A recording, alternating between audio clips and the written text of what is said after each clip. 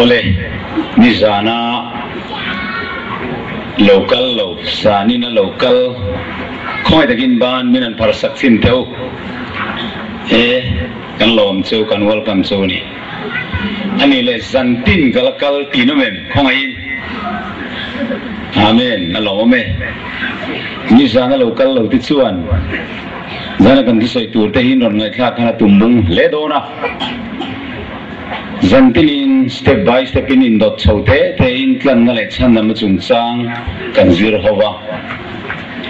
ni zana khan chandam kan ni hi khongai na wang vek ani cross malama mi te po cross malama mi te po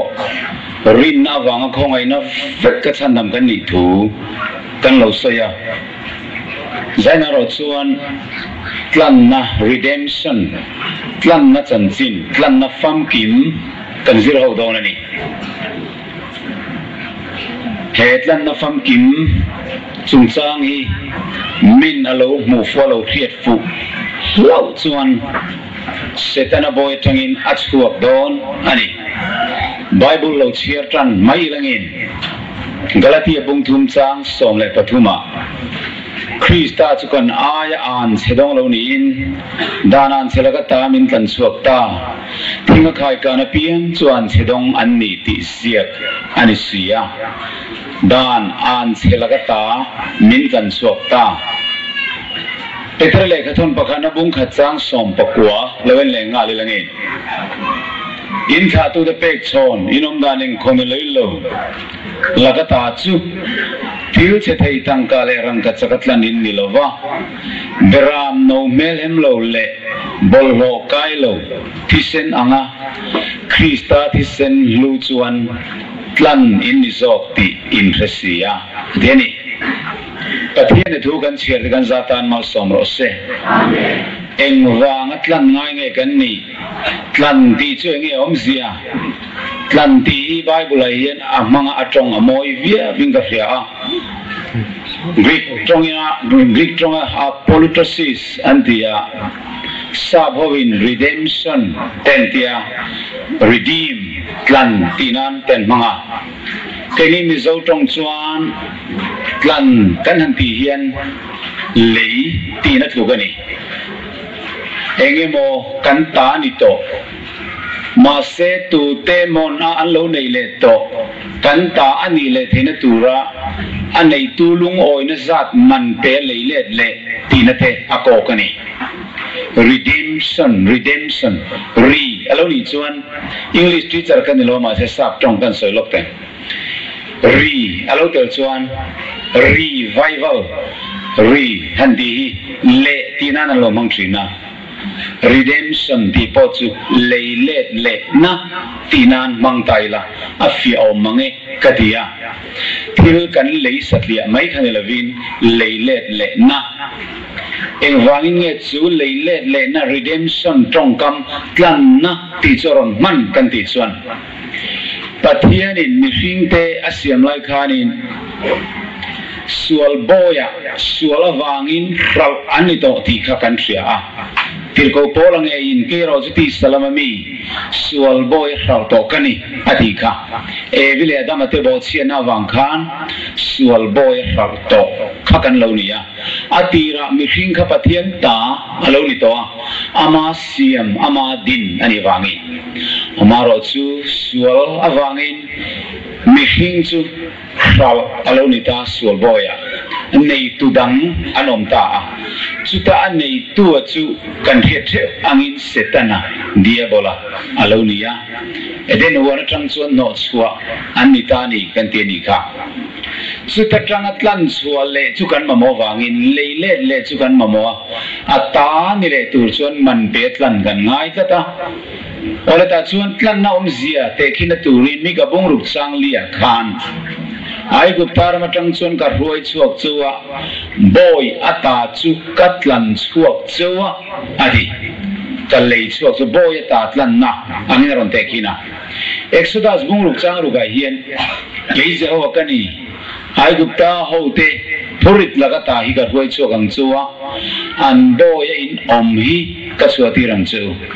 tin na sa taka ngai tu chu in ban phar mevin katlanang chu ariani boy ta Tlanna alo ni gele ta ni chu tu te kutami emoa lo om to lei chua na ka Tlan ti chuan aron ko ti rani Tlanna chuani zona bungri cha somthum palia tu po thiu ti suala piang sual boy ani adia khogain sual nei lo zong ban phar to thil la ti sual me lo ino men om lo tu mai thil la ti sual lo kanom lo chu wangin sual boy kan ni vek to bible in ati tu po ati hian kan tel ve a thiu ti sual piang sual boy ani Deuteronomy bung sompanga chang sompanga lo en le talangin ai gutarama khan boy in ni to lalpain pathian nin atlan cheu tikha in sereng turani athiani boy ata Israel tikha atlan alei chuak kallen kut thisenin chuchukan thiet atulta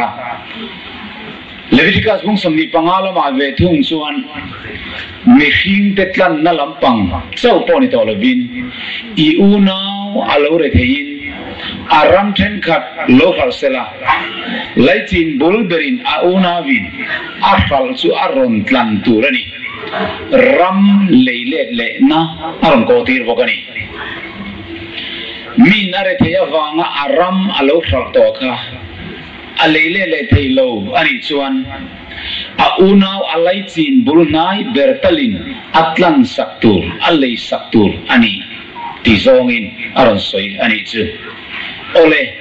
isai bung somnga chang kha chang ni lo en le tailangin ngai teu in kholo na te wangin ani ralai noma in bo china te wangin ani in nu po khama ka omni kholo na wanga salto pathian fani na tranga dia bolane na salto suala wanga salto mak tan lo ni ta in nu po khama kina om athiani e vika pathian in ama ani berchu sual boya sal alo ni toni eng wangin mo rombong luk sang som poruka chuan pathian tuin tu ne la po an thu oi tu ra boy in lu chuan thì nó có bắt sual boy mo fel nó có bắt thôi boy mo athu in oya boy chu ini alo tiani e vila da mateka athu an oya boya an tang ta tu thu nge noi gan ti chuan nang ni song in pa dia bola ne chu gen ni in pa du song tin dia bola thoi an ni sia aseni chu van thu in oya boy in ni ti in fellow ni ati ta san mai ni Peter le khathon pani la bung ni chang som poko eng ting alo soive mi ngam tua piang in chumi ngei chuan boya asiam thina ni lo ti ve le ta eden huana khan kan kha tu kan ti don nge min kha tu ai na po lo ni se e vile adama te kha dia bolan them nein bum nein angam ta athu noi ada ta ga wang khan boya mi siam ta an kha te song len sual boy tang fet to kan lo ni chu ta tang chuan tlan chuale kan ni ngot lo chuan eng ti kong main pathian paradise a chuan kan lut le ngai don to lowa nun na thing chu kan ei le ngai don to bok lowa chat tu na boral tur kan ni ma se chu mi ring adama kha te tlan chuak tur chuan chu tlan na man chu ato e mani ti bible atangin kan moa sam samli pakwa chang sari ti hen lo so ni tu mana nu na po antlan thei tok lovanga pathian ne na tlan na man tlan lan pe sa thei hek lovang an nun tlan na tur chuan thil na satak sen turania kum khwa po atin tin lo mai turani ati tho tani chu tlan na chu thil hau tak lu tu ania zo pabung sam thum paruk chang som paria ta thei chuan Tlanna man na sat zia hian ruai bo che su se ati thot mai an na sel tu ka at pha su ati na tu gani chu Tlanna man chu atto lu tu ka ole Tlanna chung chang kan zir don hian boy sal an lo tlan su da an lo le da tle an zir tai la sum don na song a sum don na moi lo ber mai chu me hring zor na sum do na hi ni khovela mi hing an zor na mun ra thak tak mai pakat lun ber mai chu kai ro khopui khuni ai gu tarama tu ma chun nekro antimaya midum ho hama thatical zero no an chedong ho ka an oma chu chumi ten boya an neya salate an nei thinani ti chuan heng salti le boy tiom je thang thar chuan kan rewak to lo mai theya amaru sain he no pang ber te ban thiat thiam thena nan soi tai langin sal kan han ti te boy kan han ti te chu an ne an noi nong lu tu ka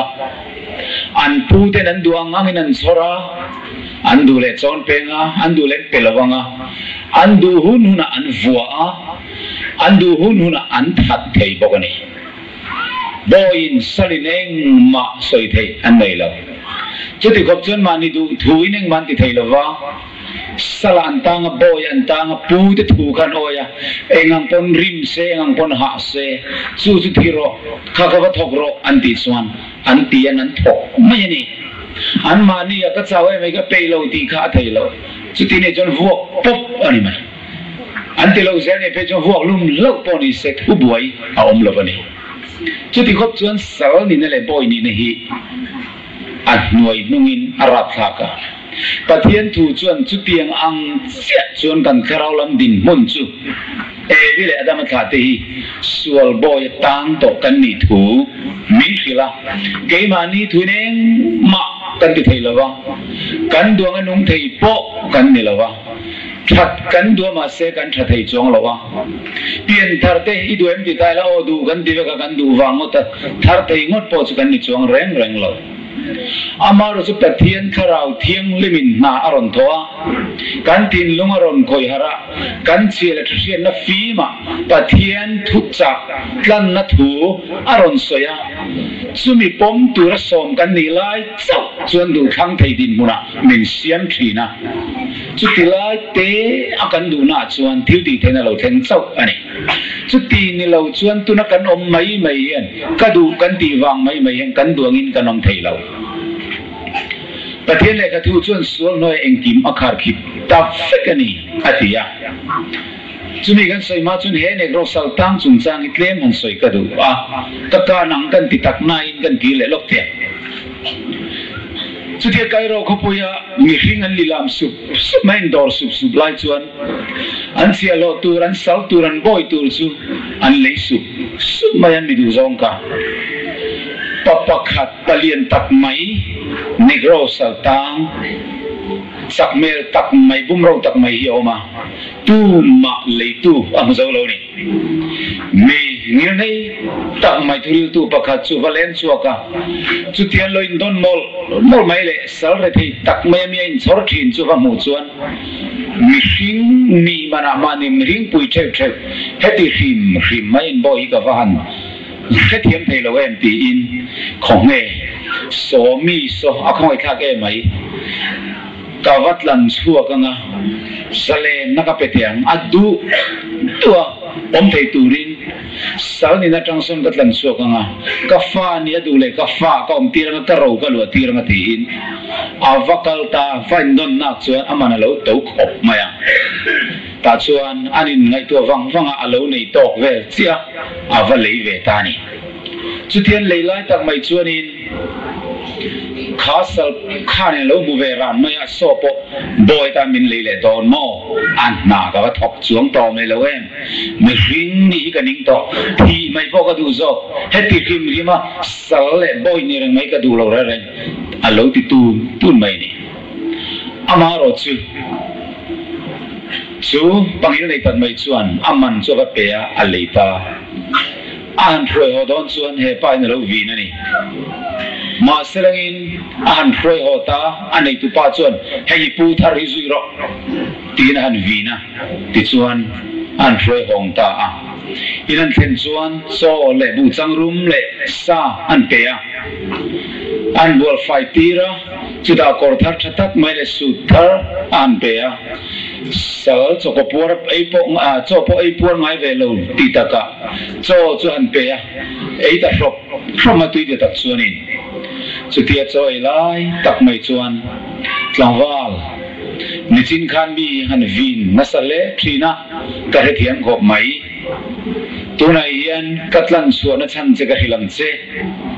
khatia boy ni him mai omreng mai ka kan mu che khan kalaina chia boy ni to lo turin tuna hian kalei chuak to che ni katlan to che ni chuan tuna chun boy ini to lo ti hi hian che Israel ta tu boy ma ini to lo boy teng ka lei to che atia ni idu chuan heng ka in le lo ro zong zong hi ita aniang amar so ne na ommi I peilawa ikal bodo munda ikal du ni point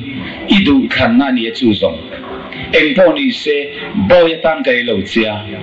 fa tan katlang se ni antita a choi lai cha to chup ma abiang a mitui alo luang ta a cho chu ei chun zom thei tare reng lo ma ya kapu vomak ngai don vele nang le ni nge mo mer khian kan nei ngai le itara til thati po kan nei ka resilo ma se ke mi boy sarve thei hi heng in le lo le ro zong zong lo turin min le mo a chap taroi ro me palien pui mai chu ai ni lo pa choi thei talo kapu khoi takin min ngai dam ro ni china ka trong te kha ka vin che kha ka in thiam lo le mai nang chun boy ni turin sal ni turin min leile nga min chor le don mo ka te pu ma sa tiang kan ma se ti tak mai min maya hen zong zong ita I ro zong zong lo tur min lei amak ka tilu tu kan ti in atrak suak ta chu wang in tu na chuan min ngai dam la ina ka thok lo ang tia ka kalo soi na zong song ka kain lam le ta ina ra tang yen koia ma kal bo ka du lo nangang to kamin mai tu I khovela ka mu po ka ring lo wa chu wang ni ne na hin ko manga kadam chu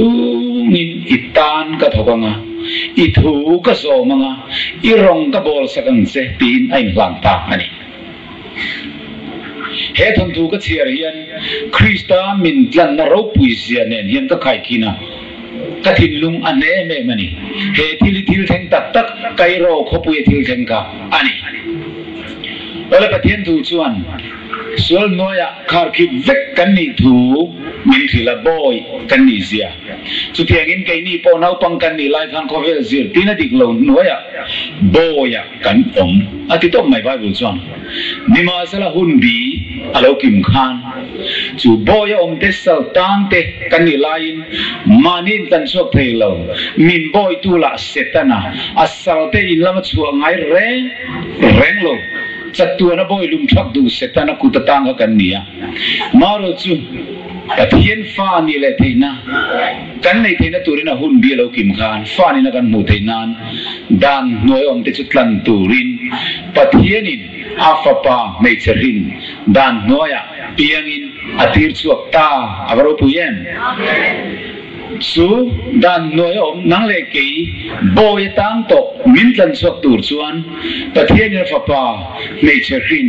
dan noya lo piangin atir chuak ta manzana kan thuma salama kan suyan khanin malmin som turavan khoro rel na muna adama kha tichun boral ta sieng tin ngai ni ta selang le tia ro rel na muna khan lali suan kamangai ber mi hing te lo chuan van lal thu ke ngai hian thu don mai la ro rel don mal ka rel thiam chuang lowang mi hing te lo chuan van khopoi hen tat lei lo ti in boral te song chandam turle saltang te chua turle boyo te tlan turin pa in ama thi sen nge aphu chu tilo theng turin du than na siama boral te song in khalera ka kal donani misual te tlan turin kan nun nei ka hla nani misual te than chuak turin thi sen ni lo tu ne pon keima thi sen nge hi kape ange tin van khopoya chon ein lam ta ani so Isu Krista in lanaro po tak mai chu van mi pui ten mak an tilu tuka lalpa heta tan sa tam takinai tan kan tok lo mon le ngate khowela kalitum kerle an han ti thin masral Isu Krista chuan du ta ka siam ka mangai mi hring de tel lo chuan van khopuya in ka lim zo lo atikat mai chu khovela local khan te kin thua soya mi pakatin beram za ania ke chuan chu beram za zingatang chun beram pakhat aboni ati adang sam kwale pakua ti kha nu chia chu beram pakhat bozong tur chun chun za ni na ka amo ma lo chu song ani ti chumi na te khina chu vana ngel chiar sen lo mi fel bo velo te van tir ko ten oma chu mi singa chun he kan khovel nang le ke che na planet pakhati a bo bi kini chu tiang chiar sen lo khovel dang ama mangai tu le choi moi tu omma sela chung ai tu zo to lovin chung chu kal sanin he khovel boral tur zam turin ali so Krista chu mi hinga alo changa nula tiang lim mari chul aron hoa aron bua saya kharau tiang lim in chu ta chu nang le kiang bokin aron pian tir le ya alo pian zan chun van tir ko ten an ngai lu kan ui lu ka vanan choi moi nin ngai lo lali su chanon kha bekhem dai king kan ron kha zu yan ron kal pui zela heti lai ka lung ti leng tak mai la gru khoi tak mai pakat kan peng zok dua van tir ko ti chuan he chan chin tha ro pui lu tu misual boto nu sual saltang boy te tlan suak tur le Pathian le khovelin rem tolova rem na siam turat lali so Krista alo pian zam khan herem na chan chin tharo pui tu puang tur hian le mi ring te ne na khil an sak lu tu ga ma se khati lai kan khovela tu thin lung ma ka he chan chin thalo dong sung tura lo in bo sai reng an hu zo lo ri Israel roi tu te thin lung po chu ai na hong reng lo wa Juda sa khu roi tu te thin lung po chu ai na hong reng lo wa chu chan chin tra khen na tur he hau lo sak ta ka van te ko rual chu tho chu an tu mek lai Bethlehem dai phul lenga beram pulung mol te lo riak te chuan zol nei sai le khabu ten lo zira mura thiang lima rai nga fa pa hringdon ti te le Bethlehem atangin alo piang don ani ti zol nei mika soite zako pathatang ar silo chuak ang ti balaam lo pon nok number bumi de an lo kewa an lo zira an lo soy an lo ti chun zanin nga le emin chu tan chin chun lo soya zing van tir ko chun su muta ok khu le ka muta he Isu Krista chan chin lo ngai sak phin lungin hong ka mu e an tita chu vele chun van tir ko chu rangin beram pu te bula chun ron thok na ya ro pui na eng chuan beram pu ti ron chun ta su mai lau lu tu le kan an tlua ma selangin lau su langin ngai ro chan chin thare lo mo men em karon khen don chu voina yen in tan Davida khwa chandam tu pianta lal Krista chu antitani he in tan chin chena turani nau sen pura tuam ran cho pe na thenga muin muang antita chu vele chun vana mi pui chiar sen lo toron pung khoma ramoi ro pui lu tuk mai anon renta chu la chu lei chung alo men em ring tenena rem thu leng ro city aloni he Christmas bo ro kan lo then donian arhan pa he subject han soi pok ka chak view ma se zaina hien ka soi tam man don lo Krista kan tan rem na tu ra chan chin tha khovele pathianin karin rem nom to lo rem na siam tu ni rolin mi hing ten kara in rem nom lo apo rem na siam tu ra pathianin kan tan aron tir chuni chuan Galatia chuan in Krista chukan aya an chedong lo ni in danan chelaka ta chumin tlan suak ta thinga khai kana piang chuan chedong an ni ti zia kan si atiang kan lali so Krista chulo seliana kantan ato zon soitaila an chedong ting crossa Tlanna ro pui tak man chu akimina pe a pathian thin ur chu crossa chuna tuara farkhan ma bang noyom reng lovin pathian tin gurna no chu a infai feka ato pa chuan akinta tetelesta itin out suaka an no ka chata athita ani hetilaya kin ta atia hin kin atam lutuka eng tenge kin ti zai na yen kan soi seng lawang Jesu Krista thi nai na akin ta ahan ti singa yen pakhana chuanin boy kan ni na chu akin ta ama thi sen nge Tlanna man chu kima pek le ta awangin boy ni lo turin Krista chuan min chu tir to ka chu ti chuan ding ne dula boy ngong ko la tang le to su Galatia bunga seng kan boy kan ni to lowa pathian fa ni tur tan le kan ni to boy ti ko kan ni na chu akin ta ani cross a chuan amen saltang chuak ang chukan lo ni ta tu na hiani sal sorna muna salang kanang le ke hi kan nia herip chunga yang kan tanga ni ma sala chu Isu Krista Tlanna chuan den kong khar chumiron hon saka chu vele chun chuak te turin sale na min pe ya Luro Zion khwa varta eden kong khar an hong le to nei khan dai virton zok sukna ven eden kong khar ti chu khonin aom ta a chu Isu Krista thi na le thole na chuan than chumin ne saka thi na chumin ne saka misual ti min puan na le anian ni sual min puan na chu pathian fa mi tra mi fila min puang ta boy kan ni taloni klai yen kolosa bung ni chuani kan bo chien na zong te min ngai dama bat na le kha thu pe ka sia kan chung min do dal thin chu thai bo to sia chu ngai chu cross a kheng betin ala kian ta awan ro pu yen chu kan bo chien na zong te chu cross a kheng betin ala kian ta akin ta tinani Isai bung somni pali chang somni pania zone mangin te na lo thil lo ka in bo chiat na te chu chum cha mup pi bo wangin kat pi bo ta in sual na te chu chum pi bo wangin kat pi bo ta boka kan ne na lo kir le ro soi zom teu kat lan to si chowa avamoi em kan ne na lo kir le ro kat lan to chu ni boy in ni to lo fa in ni to ro lu tu ta kat lan chu ni min ti ni Samza sum ni le pali chang soma chuan thangkam tu te thangata sawa achuak ang hian kan nun na chu achuak ta thang chu acheta ke ni kan chuak ta lo mai ani ati hallelujah amen lali so Krista thi na le thole na zara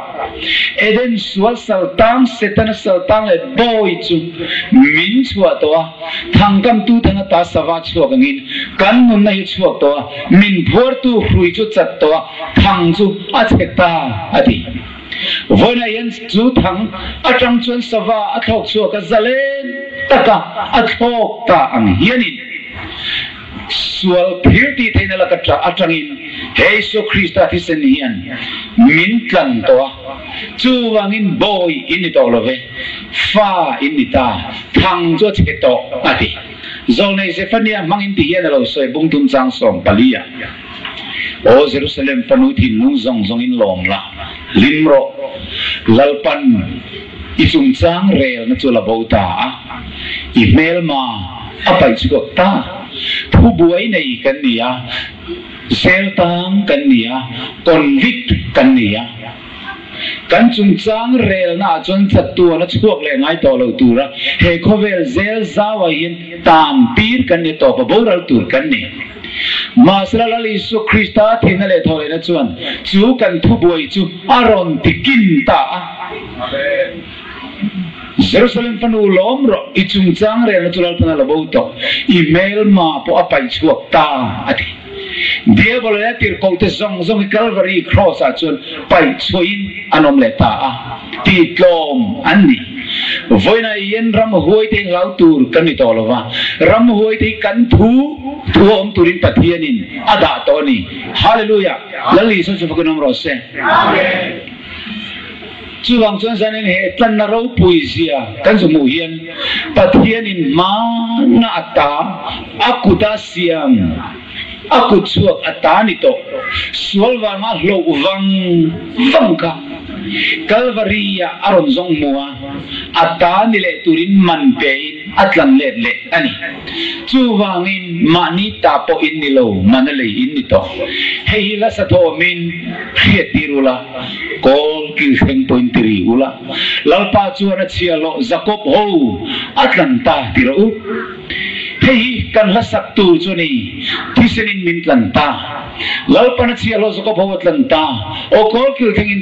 tiri ro khai tin lalpa chuan min ko ni ole he tlan na chung chang la li son khowel lo kal lai khan lo ro phum ru kang in aron te khina he te kin tu ro pui je i lo zir le lok te van ram chu lo ro phum ru kang ani chu chu mi na moa a thuk lo ma wangin an nei zong sang chu hala chu lo chu a lei ta ati chu lo chu nge nyang le mi in chu lo chu ba mua atha atil tu ka aro phum ruk te nen aba mua alita ati matai bung som badum cha som dum bariata lo chu khovel hi ani a ati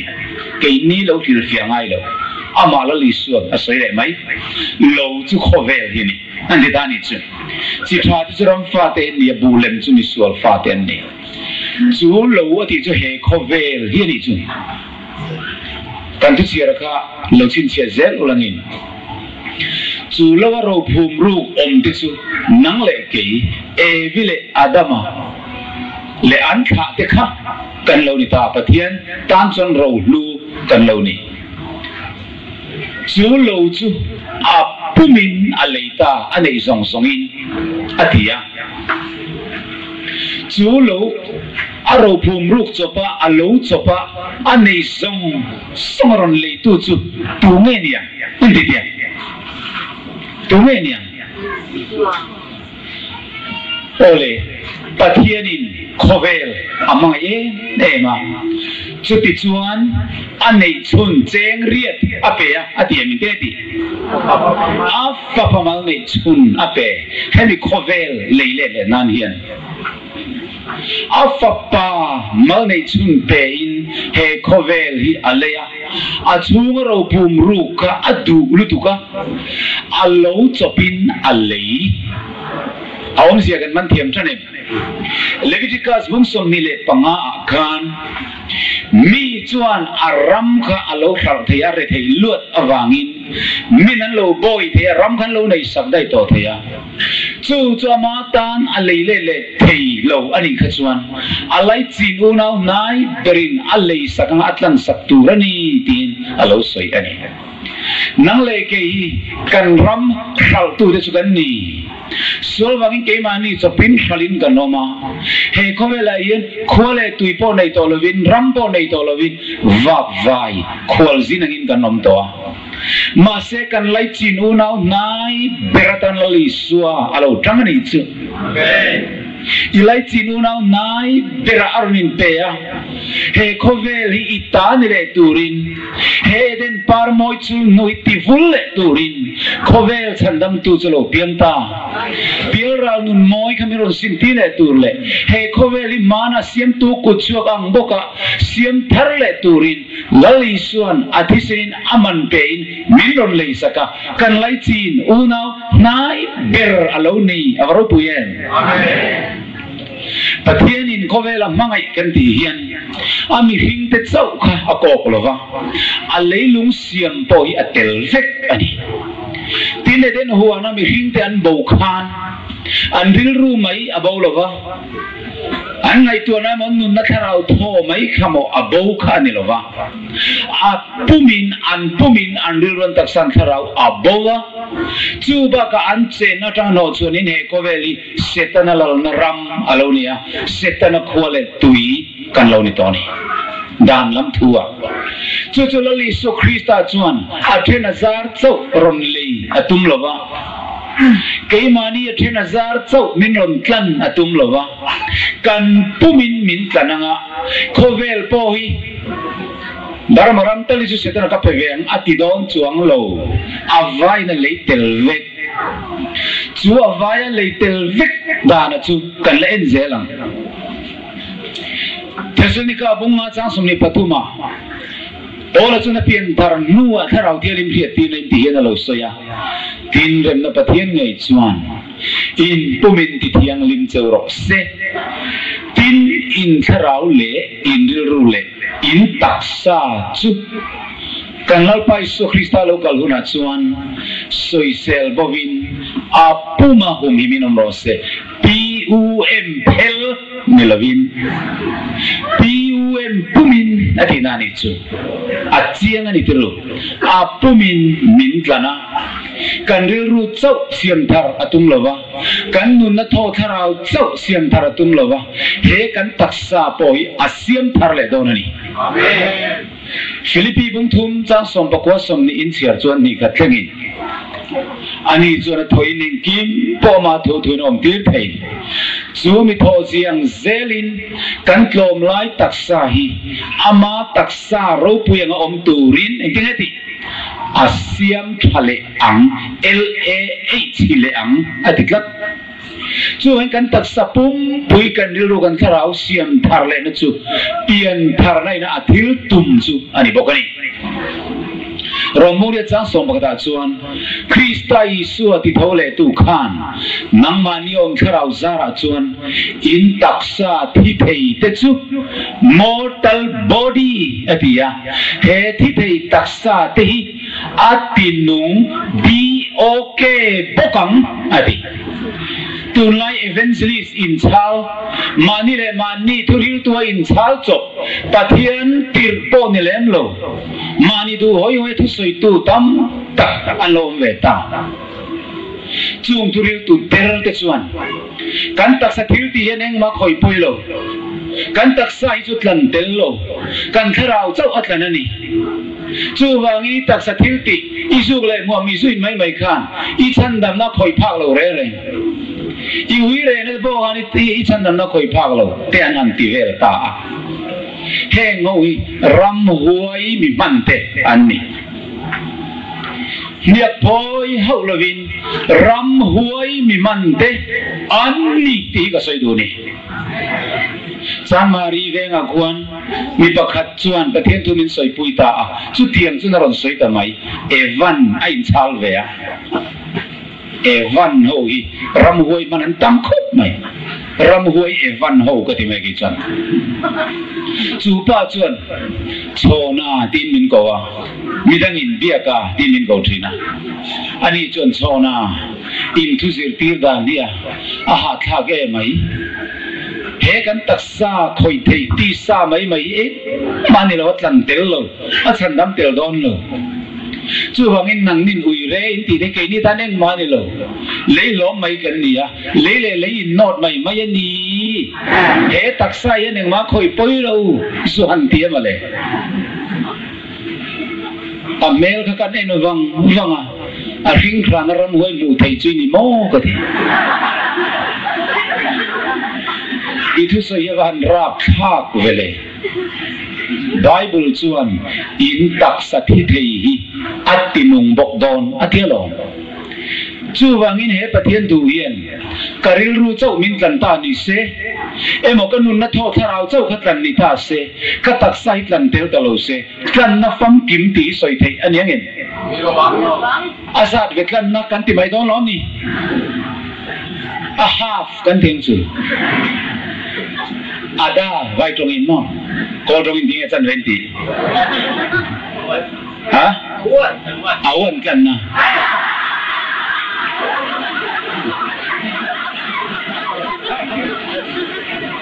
achan ve akhim thel Tlanna nianga sitanan kan taksa achananga ison kan nun na tho tharau achananga anin phel tinanya anin ne to tinanya anin za sem tinanya chu Bible na zirtir lo lali suamin kan hi apumin ani wangin rem na pathian ngai chuan in pumin ti thiang lim choro se rilru chau athiang lim tur ni lawa kan tharau lam nun chau athiang lim tur ni lawa in taksa po ati taklat mai he Tlanna famkim om zia he thiam lawa aha pa pian thar na zirtir tu te chuan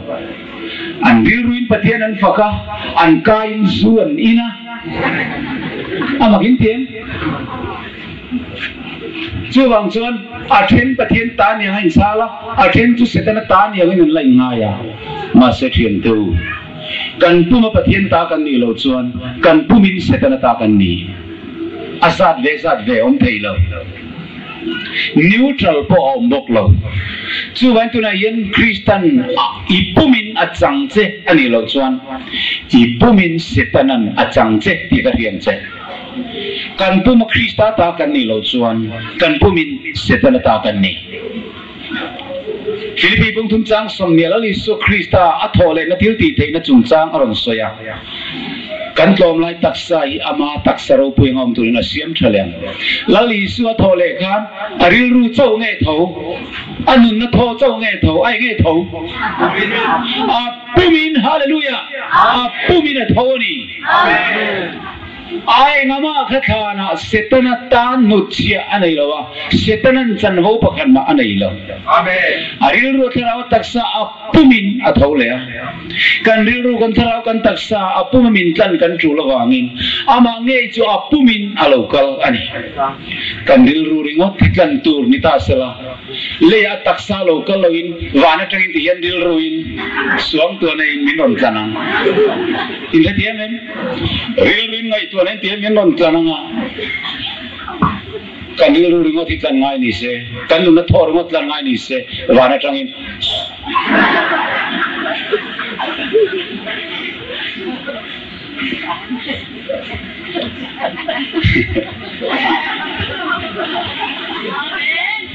setanan min lo bum na salu tu ki ka thinirim thi long mi zo fa de bum kan nuam lu du ga nei che bum fin thei lo tiang mai ole kan pumin min tlan ti ka chiang talu tu khan kanun hi lom nen min siam sata sangkha zakwa samruk le panga December tha Christmas lai khan pathian tharau tialim pol na masap per chu ka chang ka ti ve theya gospel chan chin ri chunga ru Christian thinga turta zang na lui te pungta khoina luang da ta ti lanan sa chula chunga ti loron khoita chu tharau thiamin kha thumang kan ron pola amai ni teng yen chandam campaign an ti na chunga kal trina pathian ka zong trin ka mu thei lo khami la len ko ngan sak chia mai khan ka lo muta tharau tialim chuan misol riang vai ta na thi chen ro boral sulai tan Krista thita khelei sulai thei lai lo ka ron ti chu ka thin lungin ne le lu ka mai mit sing in ka zai ve a ka mai mit sin fia zo pole na sa zo pole cross ai su zang par lai ka mit lai hen chiang lu tu lo langa gram no liam thi nong mai chu thar la mang tak mai gan ga mu misol riang vai itana thi chen ro an ti na chu la chuan karil ru khoi do ta chung karin lan ve ta lalpa ka ta ni thi ni ti ka ringam ta ke ma wangai tu na zong zong ka pomani he thi na zaran chandam ga ni ta ti ka he ting kan ding chu ka ka biang mi tu ru sen lo long ta chu ta tang chun tharau thialim pol na ka donga amaru chu khati lai khan zirtir na dik famkim te kan la kher len lo boka tisuanin meisial te zu le muam te kala heve ema sangkha za ko som sari le pakhata te tilothe timothe ne na gati thesunika khomi te ne na polan lekha thon ren na pathian ngei chuan in pumin ti thialim choro se in rilun tharawin taksa chu anti tak mai khan men kai har leta tharau thialim tuini na kan dong thar leta karil ru mai hitla na lo ni lo kanu na tharau tho mai hitla na lo ni lo kapum hian min lo tlanani kaman thisani yo van lo ta ka lo ni thing ka out su ka kalim talut tuk chu ka su le muam meisial kuwa sa da zong simple chu cross duty den chuan min pai thak sakta amen chu ta tang chun voini theng yen ka tile ngai to lo wa ma ni ta poin ni lo manalin to in tak san pathian choi moi ro ti te ka ka hethiam ta rom bung ri chang som ni pathum pathianin mi han keu tira ke ni ngai po thara ma roi nei tu te hian fa kan ni na kan tak satlan na nga kin kan ril ruin kan ru mani atiam je te kan rethiama eng tik ni mo chung kan chandam tu zaro pui da kin chum tenen alo kal le ma จุดาเจ็ดจนเหกันลมไล่ตักษาฮีอามาตักษารูปุยงอมตุนเสียมพัดต่อโดนะจุมีตันจนคัลวารีครอสอามันจุกินเอโลเปโตตลันกะโลนีที่กันเรตากะโลเอมคริสตัลโลกัลตีกังหาเลลปะตาอันนี้เอ็นที่นี่มาชวนสายโอนามีนดูโลกะเพื่อที่เทนลัลชุดเข่งะรูปุยเล็กยังลิมซามินน้ำตินเร่งมินโมลลิสวยโลกัลโดนะสุดท้ายชวนขานอมซงที่สุรนไก่ทว่างะไว้บุตรตัวฮารูตีนกอลคิวสุรนกว่างะขานอมที่สุรนเฮียงะอันตักษาที่เทจูที่เทลวินไก่ทว่างะโจยเทจูโจยเทลวินเสียมทารังะกันปุมินกันนับฟังกิมาชวนกันลุดโดนฮัลโหลนี่ส่วนกันเด็กสูอิสุคริสต์โลกาลุนักข้านักเรียนเราทเลงะสุ่งกัวหุ่นเรย์ตะกลวินเทนโตที่น่าวังอินมงไอโตเราเด็กสูทเลนันนี่ชวนนินตกข้อมังวันที่เราเด็กสูนังไก่ทวังะสุ่มซิงะลลปาโตตุรินวานะมิลรวยทวังอดีเฮมินีเห็นราวเรียรวยอินกันกัลโดนอันนี้ละวะตักษะฟัมกิมปูอินกันริลรูกันทาราวกันตักษะอัปมินหุมีมังะอามารุสตุนกันตักษะโจยเทเลที่เทกันสารนับโปเนโลมาลารียาโปเนโลซิกเซอร์ฟิกกันเตียงเทเลแห่งเฮปาไตติสนับโปเนโลตักษะอังฮิโรจุนิโตโดนละวะอามาตักษะรูปุยที่ในนั้นเฮโซโตโลโทเลตักษะอังคารกันผู้มินเสียมพาร์ตโซกโดนอาทิตย์นี้สุดที่หัวหน้าชวนลูกเสียกงสมปนิจังเสรีส่วนเสียงเฮียนอินสัมใจเตลัมโพยเชียร์เวกันนี่ลาวสุทรงตามตะการนิลุโซกันสัมใจประคัดโปอับอรัลโดนโลนิมาสละบุ้งสมิบกับจังสมบริตาอินสัมใจขัดโปอับอรัลโลวังตลันนัฟฟัมกิมอาฟันิโดเนอิสัมใจประคัดโปค่ะเสตันตานลลปันอนุเชียปัลโลอามังไงลุตุกเชอเลฟายวิจวายอาชันดัมวิดโดนเจนิจุจูมีหุ่นจริงเดียวในโลกแห่งนั้นกันดีส่วนอิสุคริสต์โลกาลุนานีรินนาเทียนจันนเตเปียนทาร์นเตโรสตูนหุ่นยินียาอาตักสัตว์ไทยโลที่ไทยโลกันนับฟังกิมกันโลหุ่นตัวจูกันตักสัตว์กันนัจูอิสุโลกาลุนากันสังโดนจับอันนี้ไอ้ที่ไงสวยเลยอามาไงที่งากันตักสังกันสวลเตพูระอามาวัวนะวัวเตชวนตีดามินอินอมตาอิสุคริสต์ชวนอาริลรูร์งตินมินตันโลอาตักสังไงกันสวลอับพูระนี่กันลุงไงนี่ก็พอพูระเกสมันอยู่หัวนะลุงไงนี่สวยเลยไทยโลตัวนี่วันนี้เราวันสัปดาห์ลุงไงนั่นสวยเลยเทลตัวระส่วนเปตระส่วนกันลุงไงนั่นตะปอกอภุนเงยอวัวนวัวละติดามินกันอมอัตักษาเงยมินกันอันนี้เทียนเทวอิสายบงสมงาปฐุมากันมวงกันอันนี้ส่วนกันนั่นนัตพูรินกันลุงไงนั่นตะปอกพูรุจันเห็นรูปพูริตอินเองนั่นน่าวังเต็นอิลุงไงไอตูร์คลักทำเราน่าวังเต็นอิลุงไงฮินดูปากการบวยน่าวังเต็นอิลุงไง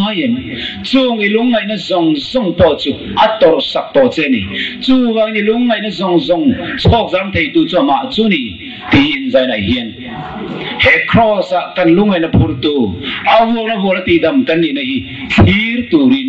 มินดูอันนี้เอ็งอ่ะสวลโปเราเนี่ยตัวมาละ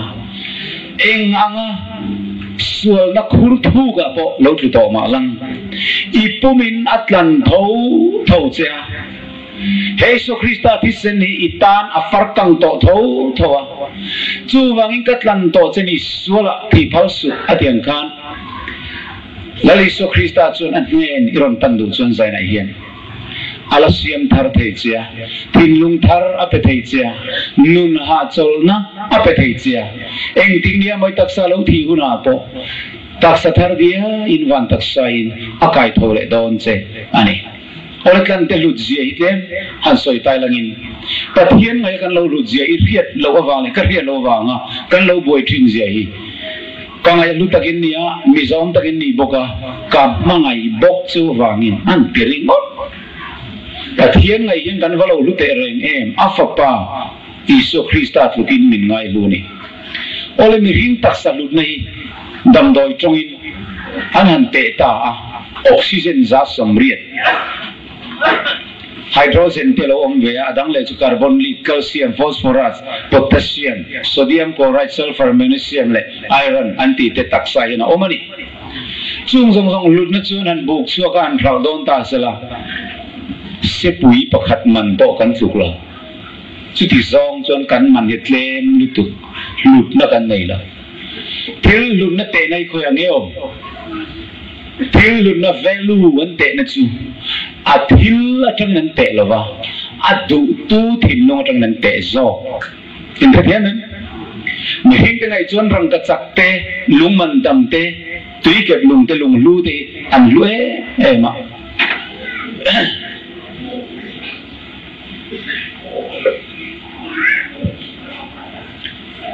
lung lu sung dong thin te chuan ki ai nin soi thiam zo ka nga lung lu thami he tiang tiat leng long hi nei tai la exam an ver nge niang le dar mar men le zo ka no bang em lung lu ten lu em a robi an tiang chi te a tha chi ten te chu khuang pui te ten nei tai la kol rama yen tang ka fai le zo an nom reng reng lovang amaro chu tiang ko pin lung lu ti sum ring tenga in luma se chu lung lu khuang pui te ta po chu bong pui ma wada te chu ai chuan a tan chuan luang no zik pakhat pakhat lu zo ka ni thil lut nei khoi ang eom a thila ani lova a du tori ruani longa dang lo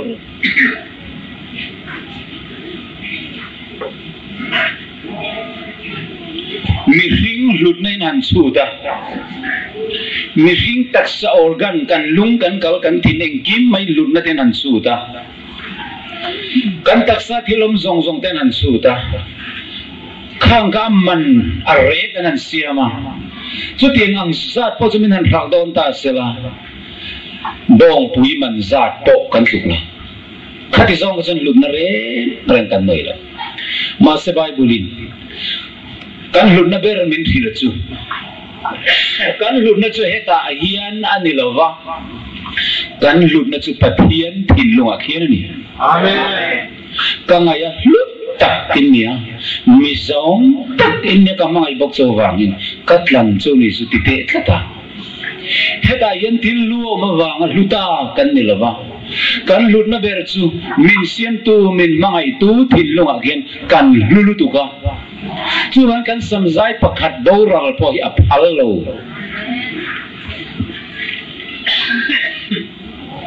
ei lo ngai to ve nga yen ka ngai lut takin nia mi zom takin ni boka mai bok so wangin ngai tu pai min mangai chu hana se pathian fa te min wa ta awan ro puyen tu tu na chon pathian fa te kan ni Krista isu chuna marual vekamin kai thovin van munate amma ne na min thu tirta an tele hal lali so Krista thut na thu turin boy atangin fani na Krista lal thu kheng lu pui turin pathianin min tlanani hallelujah amen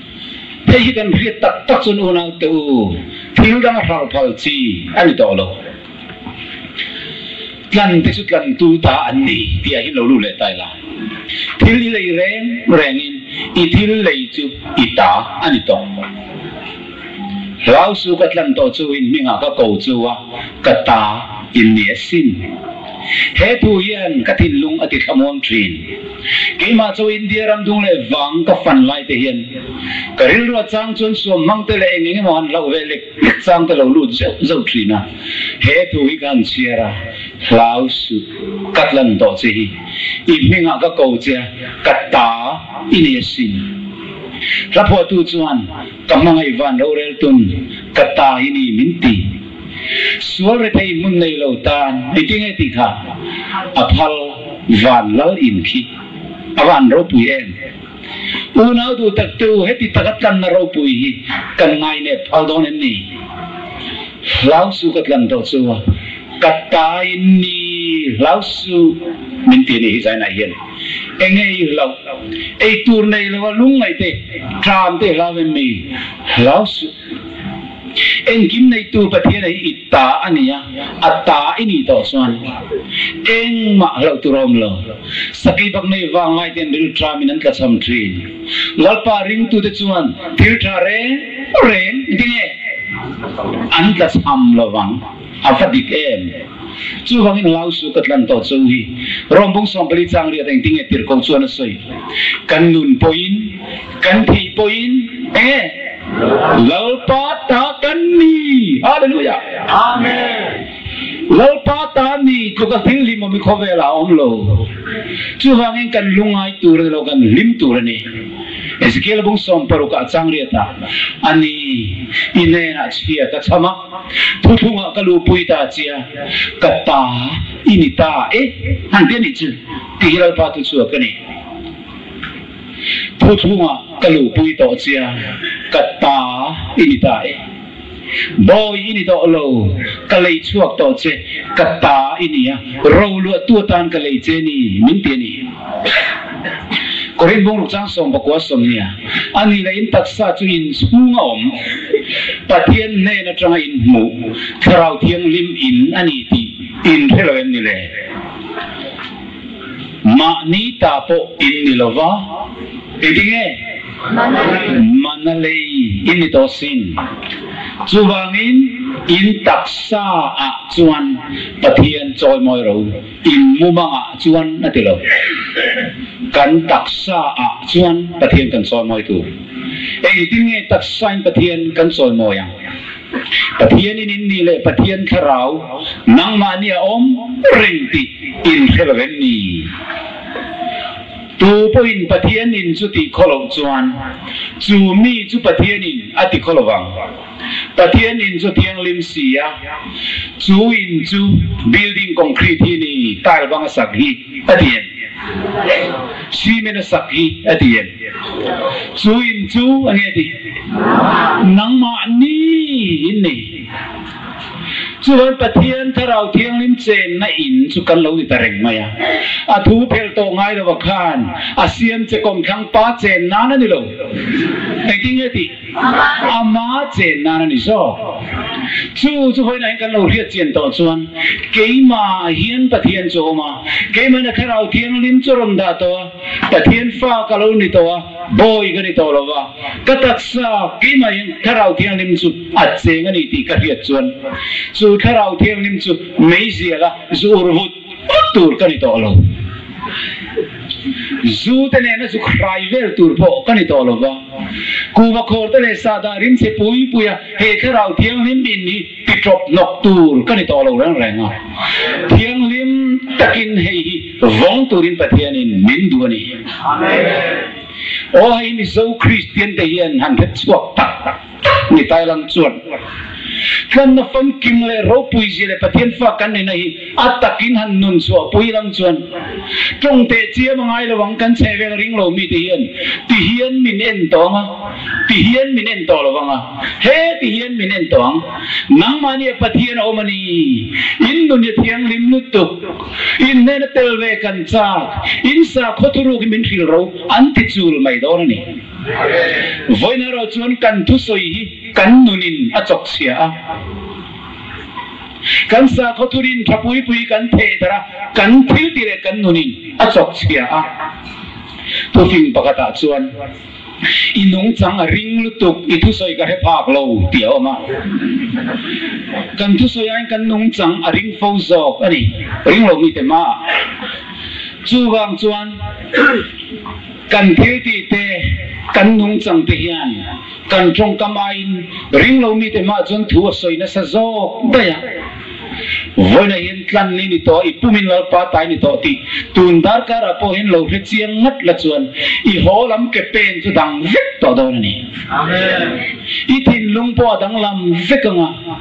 chu ta thangin I thil ti lo ji chuak po ka athar sar to do na adang vek to do ni kan ta sa temple hi eng nge lo ti bol lo thei ei la in dik lovin kan ti bol lo thei daniel bung ka chang rian na ngai tua na sualin ati bol lo thei in ngai na sual wangin kan tibol lo thei korin muruka kan thil ti sual kan kutakan khoi kan taksa kan ti sual tin rengin kan tibol lo thei bok hei ka chui man to lo chuan ei leina wanga chian te khowela leidunga tamlu tu ge adam te no hun lai te hen zong zong i soi don lo ni min dai don lo chuan janin una tu ta tu tlan te chu tlan tu ta kan nia atlan te chu na tlan tu nei tu an khia da ngai ni bong pa na pu cho pe na theng a ria sabeng tu nei tu ria kami te chuan min khelo an ti tlat mai min nei tu khelo kan om he hu wang in alom kan nun dan te dik lo ma se min nei tu pathian hi het dik takin an ri ngam chuan in kan nun te hi adang lam bek don ni zona bong so ai ting ati pa in hiat le kein pa ka hiat angin kata kahia kata poin min sia pathian hiat na chung ani thu pek te pom si wa vin ama kahia ti tu chu sei zom thei no men amen mi do thei an ni pathian ta kan ni to ta chuan anei tu he tur ani tia pathian kan hria ani ngai chuan sual simin thu pek kan zom lo thei to lo chu wangin pathian ka hria ti si thu pek zom si lo hi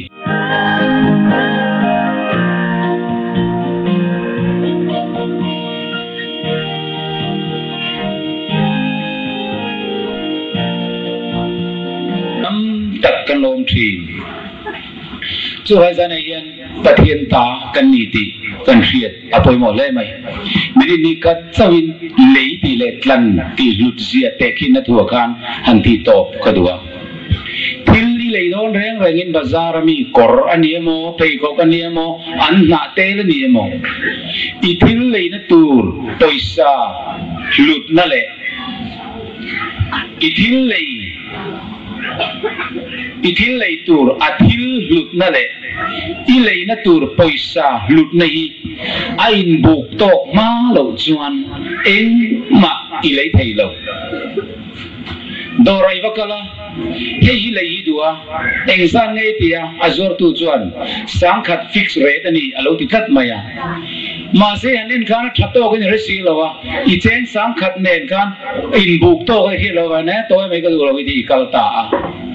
apia lei wakal le cheng za sari alo ti ngai che thoka chu I poisa za sari nen chuan in buk to kin ni heta anei tu point za sari lut na ni to kin a hian le wangin za sari na khal phalta ti chuan a hal turil ruwa le nang alei tu turil ruwa he thil lut na hi cheng za sari lut na cheng sa za sari le he thil lut na hi in ang to ka in ngai ve ta ka wang khan in lei thei ta aman I pe ya hei I nei ta ni in the end chu ti ni chuan a lei tu thin lo ai cheng za sari angin a lua a lei tu tan cheng za sari tlukin a lu boka a hral tu tan cheng za sari tlukin a lu boka a in buk tok ta tin ani chu tiang lovin thil engma a lei thei lo ani pathianin afapa Isu Krista khovel minron lei ti om zia in chun ngai Peter le khathon pakhana bung khachang somko somnia khan in kha tu te pek chon inom dan eng khoni loilo tangka le rang ka takatlan in ni lowa beram no melem lo soisel bowanga engin nge tlan in miti Krista thisen lu chuan tlan in ni zopsia akaru puyem chu ti ni chuan hei hinang ma lo ni ta la khovel ki mani hei lali suwa lo ni ta se kan man atana pathian thin lunga abuk to ka chu afapa hi lo ni ya in the diamen pathian ril ruwa ke mani buk to kan lut na om to alei na man om to chu tangka le rang ka chak nilovin afapa Isu Krista lut nahi kan manatan atto ka alongaya chu kan manatan ape hallelujah amen kaman pisenani van lau ta kaloni kan lau ti ve thei ta o thi sena mandang be se lo tlan kan lo nia lal pa ngai hian kan va luem a fa pa tlukin min ngai lua a fa pa ngai lu na tluka min ngai lu da wangin kan mana thil dang a pe thei lo wa a fa pa chi a pe ani chu chú vang chun fa paru re an lal thu khenga chun van muna te kian ading lama min thu tir ta an tele ngala vone kan chan vo ro puye ema kan na thi sena wang hian kan din muni sang taluduka pathian fa pa lal thu kheng lo pui tu tu te thi sena lei manalei kan ni to wangin nam chom mi khovel mi yang sakhe mai meng kan nung thiam to lawa van lal fa pa nun danang kan nun alo ngai ve ta zuin mai mai rol kan ni to lawa hetilai sa da ke no mai mai rol po kan ni to lawa aten nom hing heng lu tu mai zial nar khuso lu mai te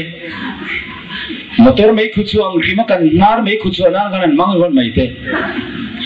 khutiang rual na khuzul zul mai ka hote hian ila piang thar lo chiang le mai mo ka ti thi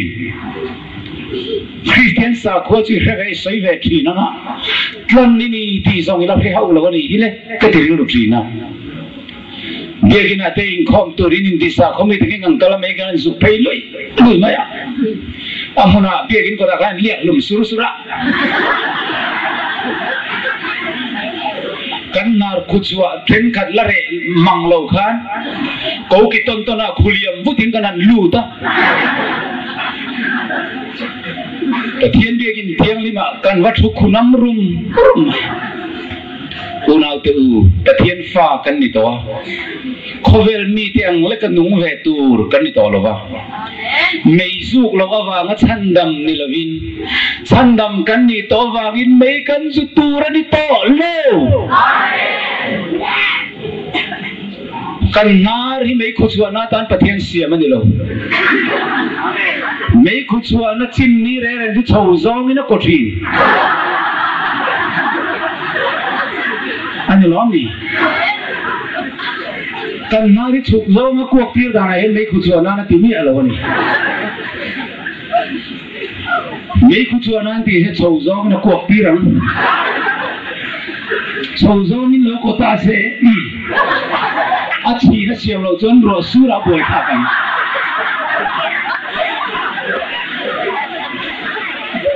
in zana yen he tlan na ro pui tak mai chan chin kan zu thir hian pathian in kan din muna min da ya sang to lu tu ka pathian fa pa thisna lei kan nia mani ta kan ni to lo wa mana lei kan ni to pathian chung kwa member jing mi kan lo ni ta a fa pa lukin min ngai lu ane suti tagamin mangai na ro puichmin thinlung takalo hiat chuan an lom lo thei lawa nun bol lo takin nun chi po ani to lo kuwa kanai thiam to lawa kuwa ngai wa nga chandam ni lovin chandam pathian fai suaro rel puitulal thu khenga thu turte kan ni to wangin heng kuwa aisen hiam huam rual li kan ni to lo kanin moi to lo ni chu han tir ko polan in om dan chu chan chin thane in moi photorose chu han kan om dan chan chin thane na in moi thin lo lu to wangin kan thok bok chung lam chau he christiana kan ori chau te chang su na christiana adang song hi chu a christian si lo hei ka veilu tu ka chu van lal pan heng chan chin tha hil sual khai biet ti chat turin kol phaya hen minom tirani chuan ona du tak ato bertan chuan lal pan athisin lei to chia iman lut zia hi ngai tuala hei hi ti kholo to su pathian in thisen senga afapat luka ngai lut chehi khereng langin katai ni lau suang che kalei to che katlan to che ati tu na en khereng la kaman thisnani van la ta kaloni thi sena mandang bay selot lan kaloni kasam zai pakhat poi setana nu chia don lowa kataksa po kariru ka tharawa vain